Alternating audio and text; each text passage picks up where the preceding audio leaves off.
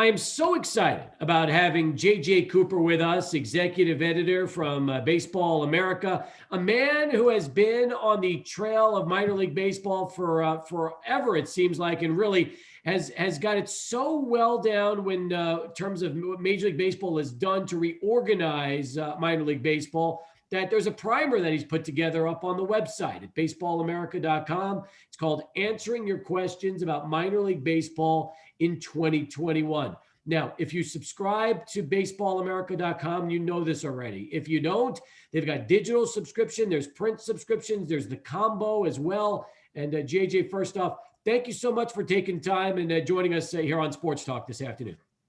Happy to. How are you doing? I'm doing okay. I'll tell you what, we are doing better than the rest of Texas when it comes to the snow. We got our snow on Sunday, but thank goodness we didn't get power outages like Houston is dealing with, Dallas, DFW, and so many other parts of Texas right now. It's incredible that they are going through what they're going through because they haven't seen a storm like this in probably 20, 30 years. It sounds awful. We had one of those in North Carolina right after I moved here in 2002. Didn't have power for a week thanks to freezing rain and all. And I never want to go through that again. I just feel for everyone going through that all in large swaths of Texas right now. Oh man, you're right. And it'll get better, but right now it's not good for them. We're doing all right, but I'll tell you right now, I think a lot of El Pasoans are wondering with the Chihuahuas, what's going to happen. We just had, last week, Major League Baseball released the brand new reorganization of how they're classifying each league with 120 teams. We know the Chihuahuas are in AAA West with 9 other teams. We hear the schedule is supposed to come out this week. Maybe as soon as today, who knows? Mm-hmm. But JJ, you've been up to speed on this since the beginning, and you tell me, is everything pretty much going down the way you expected when you first started following this story as MLB was taking really over the reins of minor league baseball?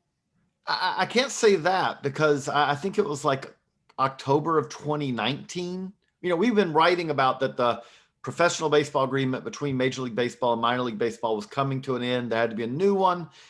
We kind of expected it was going to be a pretty contentious one, all that.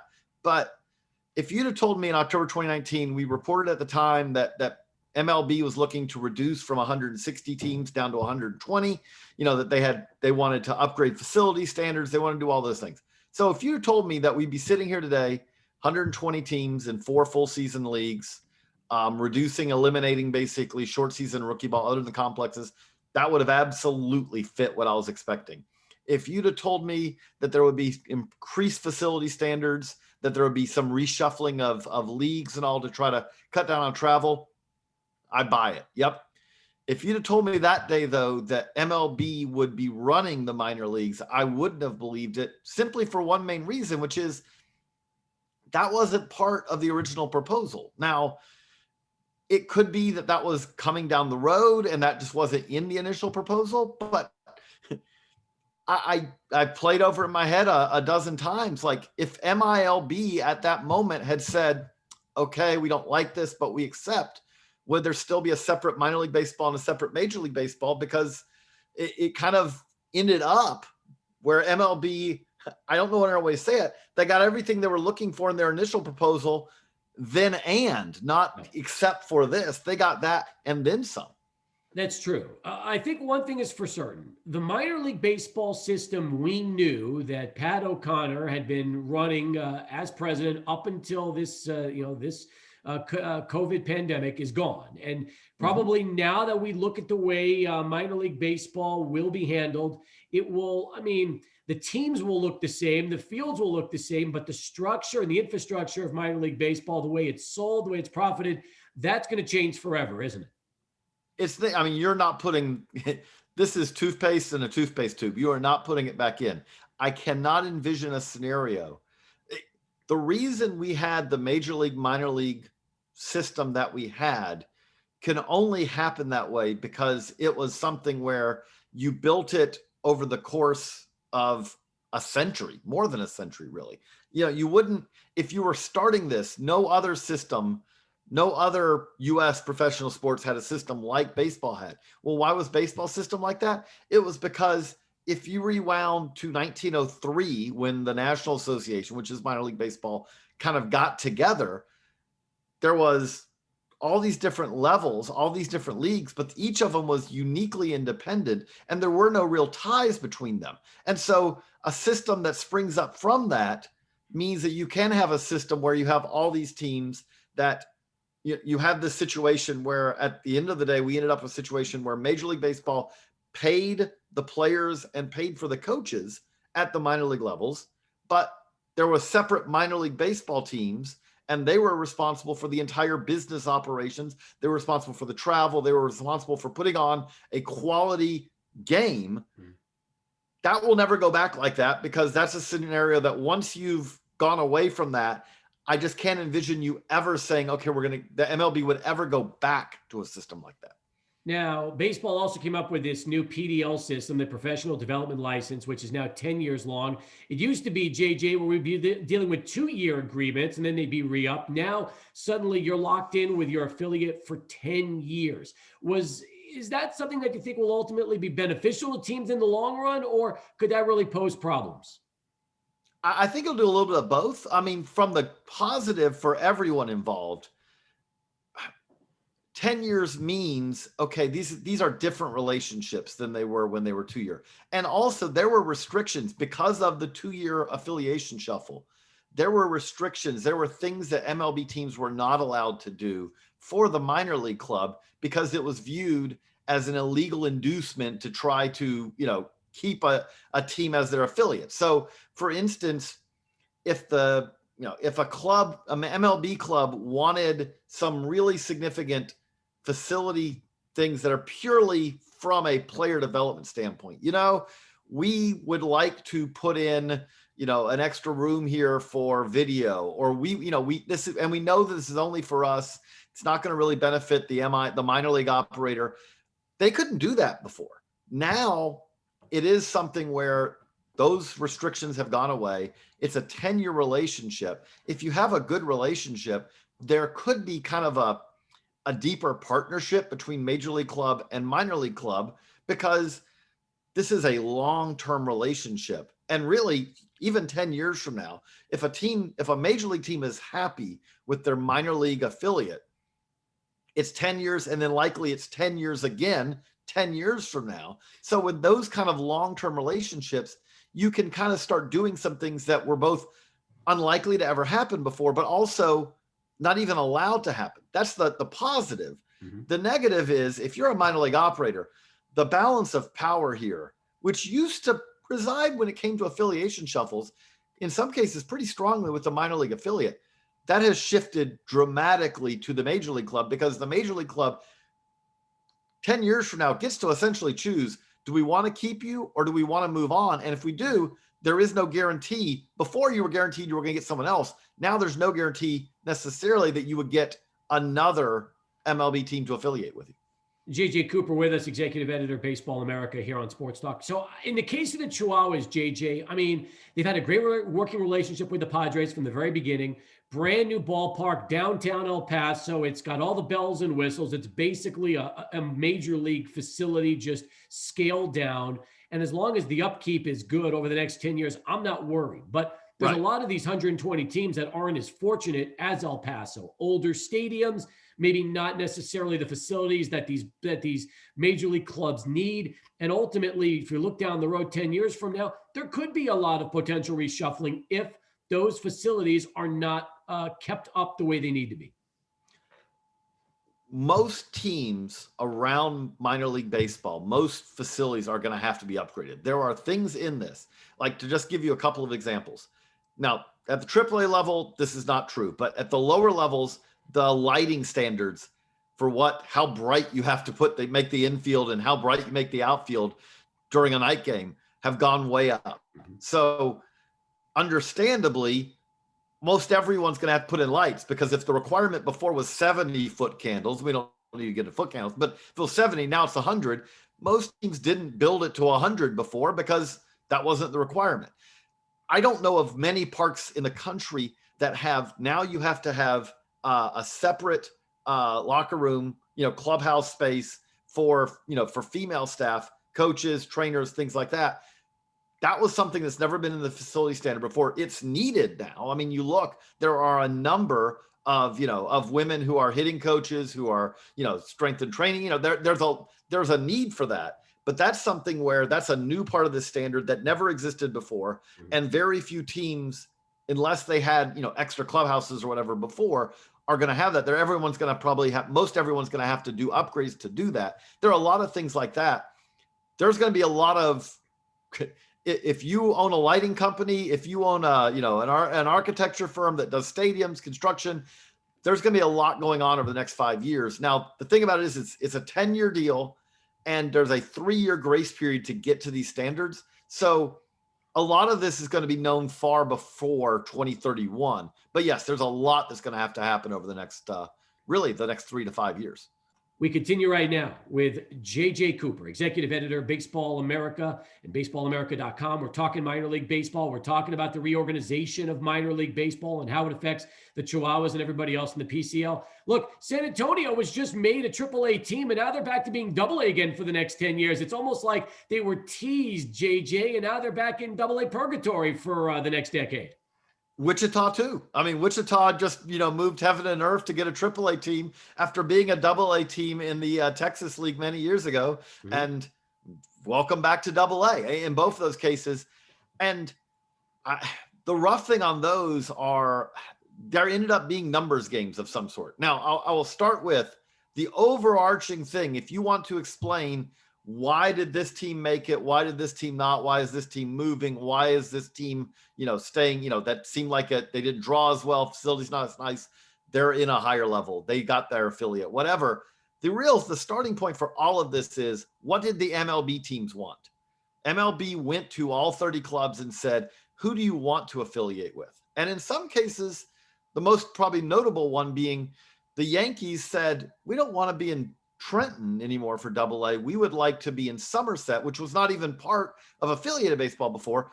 The reason that you see, San Antonio having moved down partly is because the Astros are going to be in Sugar Land, which basically meant, okay, well, we got to start making, there's a lot of, as this was going on, there was a lot of musical chairs, and there was a lot of this team doing this inadvertently means this has to do this.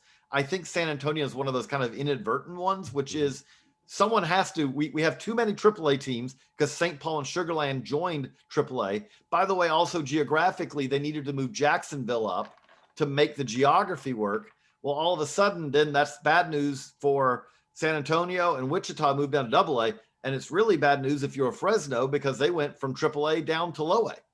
That's right. I mean, the reshuffling is crazy. If you haven't seen it, you got to check it out. There's the maps all over the place. And I know we put that up on the website about a week ago, JJ, when we were talking about this. So fans are wondering, will we be able to watch Chihuahuas baseball when the season starts? Nobody knows the answer for sure, but El Paso had fans for soccer last year when they were in USL Championship, which they'll continue this year.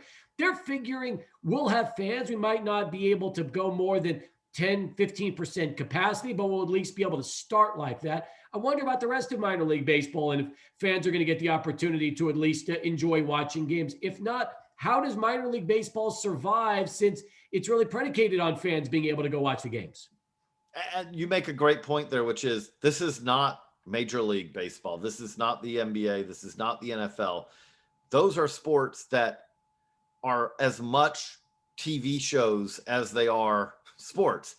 You can make money. You don't make as much. You lose a lot of revenue that you projected to make. But those sports, the TV contracts, the radio, all those things provide enough revenue to make it worth playing games, even if you can never allow a fan into the stadium. Minor League Baseball, that's not true. Minor League Baseball's revenues, everyone got very creative this past year and has figured out, hey, come into our suites and make it your office for a day. Or Pensacola rented out their, clubhouses and Airbnb, all these little things. But man, minor league baseball is a volume business. The way minor league baseball makes money is it's almost like farming. You have a growing season, or in their case, a selling season, a fan season. And that's how you make your money that survive for for the 12 months of the year. It's going to be tough. I mean, right now, Albuquerque in AAA is allowed 10 fans. The Sacramento is allowed 0 right now. Tacoma, Washington is allowed 0. Well, okay. So on one end, we have, hopefully these things get better by the time the season rolls around and all that. Coronavirus is doing better. Vaccination rates go up. There's a lot of things that, we have hope this year that at this time last year, well, a little bit later than this, but come April of last year, it looked very hopeless as far as the season. There's hope, but there's a lot of things that have to happen. And that's only one of the two factors. The other factor is, as much as I love minor league baseball, as much as you're listening to this, you probably love minor league baseball. Let's just acknowledge Major League Baseball is not going to do anything at the minor league baseball level that gets in the way, that risks Major League Baseball. The biggest hurdle we have, I would say, is at the AAA level. AAA players are players who often go up and down to the major league level. If AAA were bus leagues, the risks are at least semi-similar to what they are at the major league level. You put everyone on a charter bus, everyone's together, everyone stays in this kind of bubble of sorts. Hopefully you police it really well.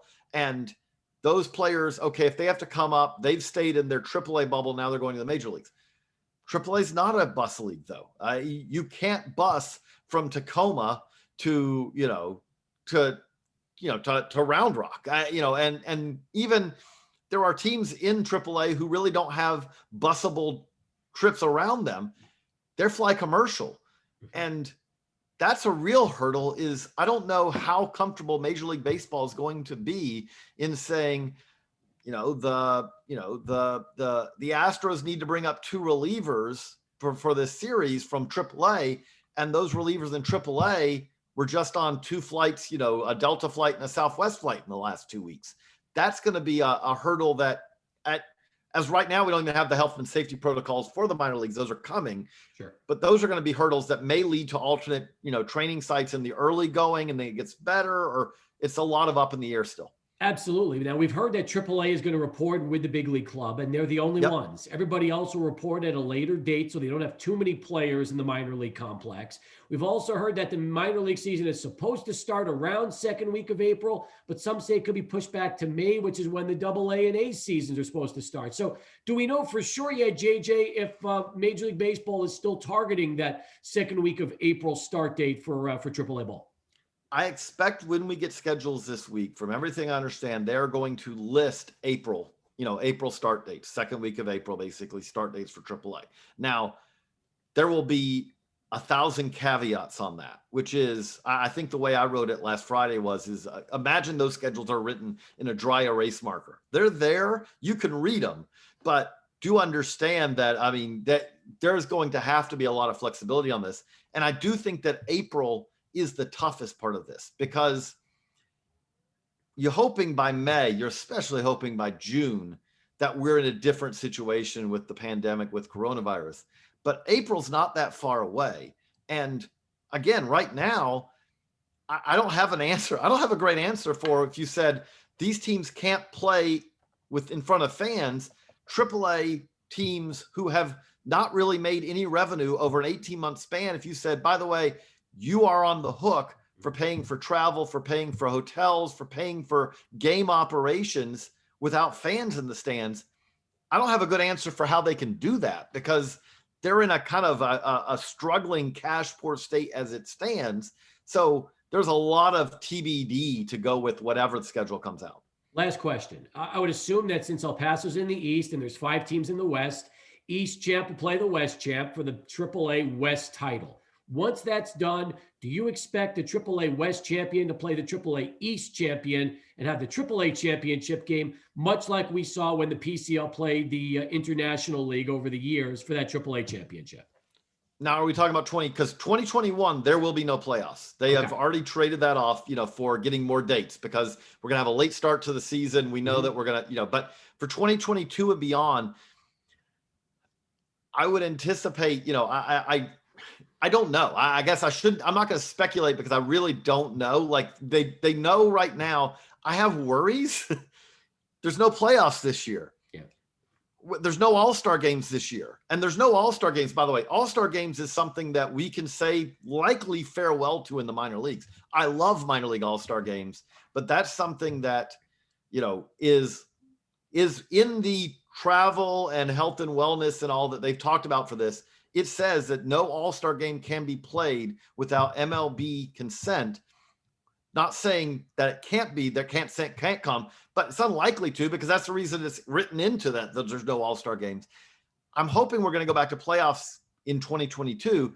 I do think that those 2022 playoffs are likely to be pretty short in nature. The other thing I'd say to watch for this is we're seeing a difference with the schedules in 21. These are going to be 6-game series with one off day a week, which is a big change because we're not that far away from where it used to be that teams got, congratulations, you got one off day a month. So that's going to be good from a player standpoint, a lot more off time. But it also means you're having the schedule that there's a lot more off days. So already that's going to extend the season a little bit over what it was. One other thing to watch that I want to see at the AAA level is the 40-man roster expansions that have always been the reason that AAA has ended in early September, because you don't want to take away AAA players' chances of getting called up to keep playing a minor league season. That's gone. Now we have 28 player rosters in September. With that being the case, I think I can make a pretty strong argument that you should be playing AAA baseball through September so that those players are still playing. If you need to call a guy up because of an injury, because of whatever, you want, instead of sending that guy to the extended, to the complex in Arizona or Florida and saying, we'll play some sim games, just have that, let's make the season go through September so that those players will be ready to go. Because if you only have a 28 player MLB roster, you're only an injury or two away from needing to call up a guy. It doesn't make sense that player is going to finish their season early September and then have to get ramped back up. Man, it's such a fascinating discussion. You can follow JJ. Follow JJ Cooper on Twitter at JJCoop36. That's at JJCoop36. He's got everything you need. And of course, online at baseballamerica.com. Listen, I can't thank you enough. Terrific, terrific stuff. Let's keep in touch, because I definitely think that this is a story that's going to stay fluid for a while now. And we'll look forward to having you back on for sure. Absolutely. We are only right now, we only know what we don't know. By the end of this year, we're going to know what we didn't know now.